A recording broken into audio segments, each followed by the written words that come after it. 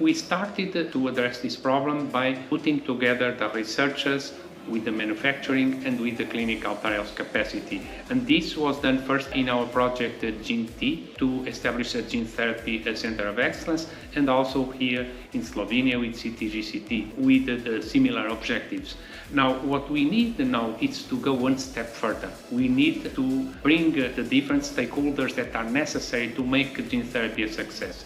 And these different stakeholders are, for instance, the industry, the patients, the public authorities, and of course ourselves, the academia. And so by bringing everyone together, we expect that we will be able to do much cheaper gene therapy products, that we will accelerate the pace and be able to generate many more gene therapy medicines per year, and that will be approved by the authorities. I mean, ecosystem is not only the researchers and then the patients. We actually have to see ourselves as a community, and I see extremely valuable contribution of the public, so that the public understands why we are aiming on spreading the word for treatment of rare genetic diseases. If we develop the therapy which works for the rare genetic disease treatment, the same therapy can be used also for, let's say, a population of patients which are not really related in this field of rare genetic disease.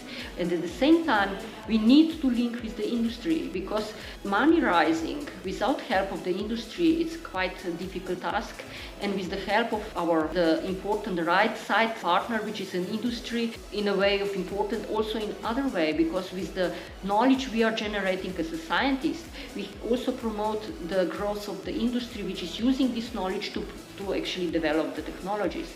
And we shouldn't forget one very important part, not only the patient associations and patients, but also the clinicians. Even though we have excellent knowledge and good industry, we also need clinicians, because they are really direct link to the patients. We need them to actually be involved in this Helix. And then at the end, all of us are actually forming the public, which can actually step forward to the government. Because it provides structural innovation ecosystem that links academia, industry, public authorities and society, enabling gene therapy research to move efficiently from discovery to clinical application.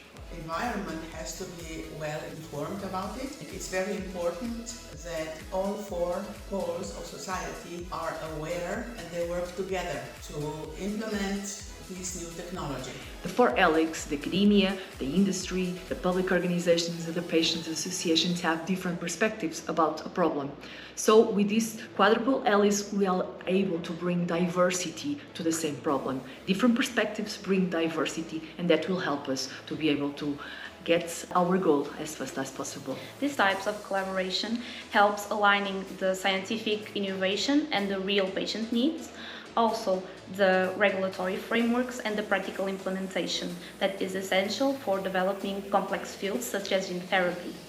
Beyond the four Helix actors, they are also important to attract other stakeholders that are also critical for the development of gene therapies. O projeto GeneH baseia-se em 4 pilares, entre eles a interajuda.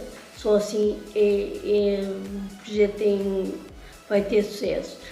Os 4 pilares baseiam-se na academia, onde estão os nossos investigadores, depois na indústria, que vai ajudar a criar a terapia, ou seja, o que for na base da terapia génica, que depois vai ser partilhada entre a sociedade. Entre a sociedade pode ser, por exemplo, as associações de doentes.